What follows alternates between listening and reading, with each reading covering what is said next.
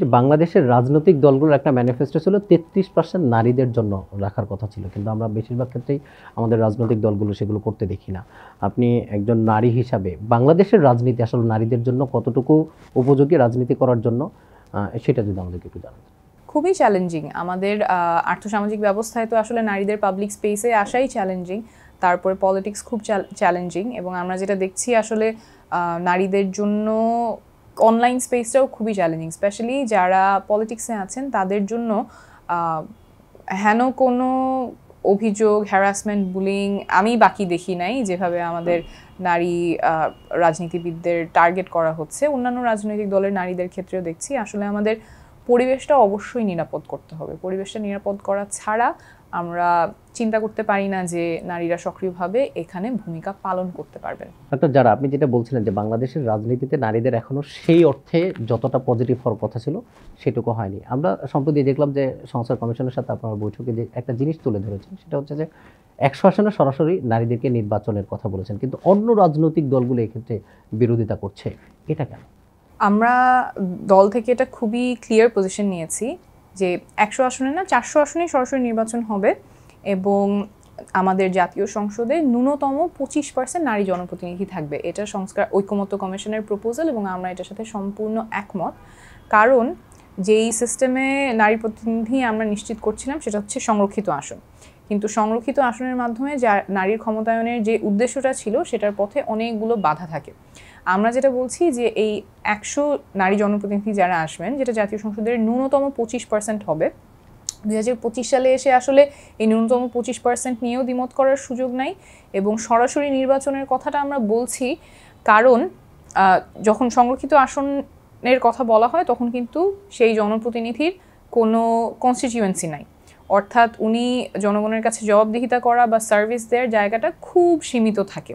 Presence আছে কিন্তু পাওয়ারের জায়গাও খুব কম, অ্যাকাউন্টেবিলিটির জায়গাও খুব সীমিত। সেটা না হয়ে যখন নারী জনপ্রতিনিধি প্রতিদ্বন্দ্বিতার মাধ্যমে, নির্বাচনের মাধ্যমে তার আসন থেকে জয়ী হয়ে আসবেন, সেটা কিন্তু তৃণমূল থেকে নেতৃত্ব তৈরি করার একটা বড় সুযোগ দেয়, একটা স্ট্রাকচারাল জায়গা তৈরি করে।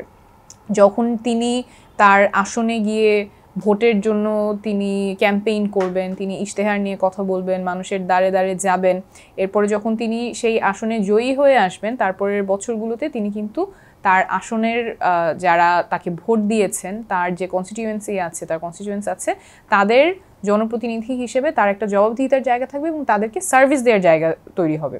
তো সেজন্য আমরা বলছি যে শুধুমাত্র নারী জনপ্রতিনিধি প্রেজেন্স হিসেবে না, তারা যাতে আসলেই জনগণের প্রতিনিধি হিসেবে সেখানে কাজ করতে পারেন, সেজন্য সরাসরি তাদের আসন থেকে নির্বাচন করার প্রয়োজন, এবং এইটা আমরা আমাদের দলীয় পজিশন খুব পরিষ্কারভাবে জানিয়েছি। এর রিলেটেড একটা প্রশ্ন, সেটা হচ্ছে যে বাংলাদেশের রাজনীতিতে নারীরা আসতে চায় না কেন? কারণ হচ্ছে নারীদের ক্ষমতায়ন বর্তমানে খুবই জরুরি, কিন্তু নারীরা রাজনীতি থেকে কেন মুখ ফিরিয়ে নিচ্ছে, এটা কেন, আপনার কি মনে হয়? এটা তো আসলে অনেকগুলো কারণ। আমরা যখন এনসিপি থেকেই নারী নেতৃত্ব আসছে, অনেকগুলো বাধার সম্মুখীন হচ্ছি অনলাইন স্পেসে, এবং সেখানে আসলে যেই নিরাপদ পরিবেশটা থাকার কথা ছিল সেটা তো নাই।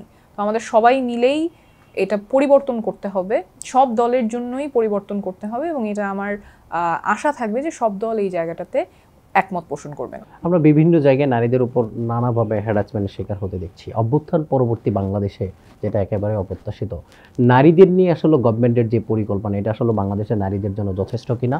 বাংলাদেশের নারীদের আর্থসামাজিক উন্নয়নে গভর্নমেন্টের আর বা আপনাদের দলীয় অবস্থান কি, যে আমরা নারীদের জন্য এইভাবে কাজ করতে চাই এবং আগামী দিনে নারীরা বাংলাদেশের রাজনীতিতে আরও সক্রিয়ভাবে অংশগ্রহণ করতে পারবে?